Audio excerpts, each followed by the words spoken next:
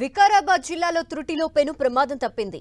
బంటారం మండలం నాగ్వారం వద్ద వాగులో కారు కొట్టుకుపోయింది.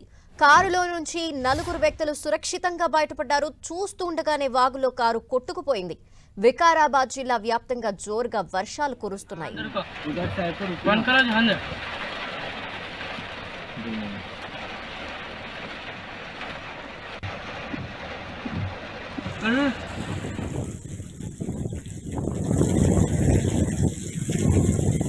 దొబ్బుతున్నది కార్ని.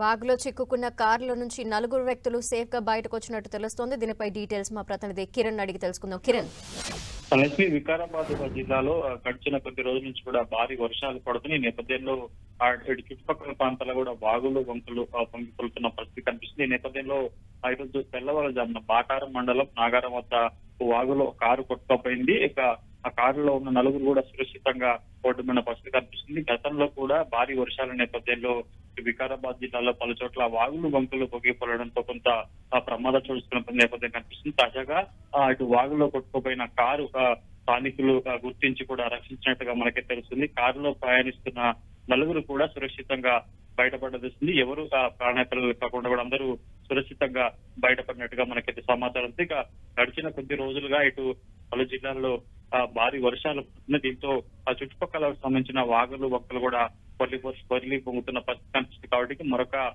ఎందుకంటే ఇప్పుడు వర్షాకాలం సీజన్ ప్రారంభమైంది కాబట్టి ఇటు కొంత సుదూర ప్రయాణం చేసేవారు, కొంత వివిధ ప్రాంతాలకు వెళ్లే వారు కూడా చుట్టుపక్కల సంబంధించిన వాగులు రహదారుల సంబంధించి చూసుకొని కూడా ఇంత ట్రావెల్ చేయడం కూడా ప్రస్తుతానికైతే అధికారులు చెప్పిన పరిస్థితి కనిపిస్తుంది. ఈ ఘటనకు సంబంధించి కూడా ప్రస్తుతానికైతే అటు సురక్షితంగా బయటపడడంతో స్థానికులు కూడా ఊపిరి పీల్చుకున్నారు. Dhanalakshmi. Okay, thank you Kiran.